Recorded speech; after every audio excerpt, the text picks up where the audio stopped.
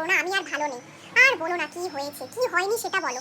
সকাল থেকে রাত্রির অবধি কাজ করি, তাতেও কেউ চোখে দেখতে পায় না শ্বশুর বাড়ির লোকে। তোমার জামাই সব সারাদিন একই কথা, তুমি কোনো কাজ করো না, কোনো কাজ করো না। সকাল থেকে রাত্রি কি এমনি এমনি হয়ে যাচ্ছে নাকি? তুমি বলো তো, কি তুমি কি বলছো?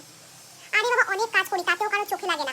আমি শোনো, আমি কি করি সকাল থেকে, সকালবেলা ঘুম থেকে উঠতে উঠতে 10টা বাজে, 10টার আগে চোখ চাই না। কি করবো তুমি বলো? তোমার জামাই তারপর আমাকে চা করে দেয়, চাটা খেয়ে একটু এদিক ওদিক করতে করতে দেখি তোমার জামাইয়ের ভাত হয়ে গেছে।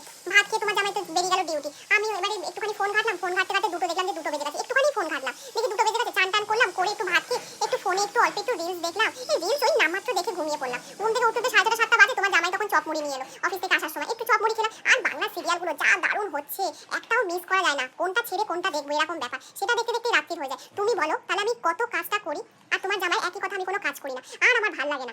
যখন ওই বাড়িতে থাকতাম তুমিও একই কথা বলতে যে একটু কাজ করিস না, এখানেও একই কথা শুনতে। আমার কাজ কেউ চোখে দেখতে পায় না, আমার দুঃখ কেউ দেখতে পায় না। রাখো গো মা, রাখো, তুমি ফোন রাখো।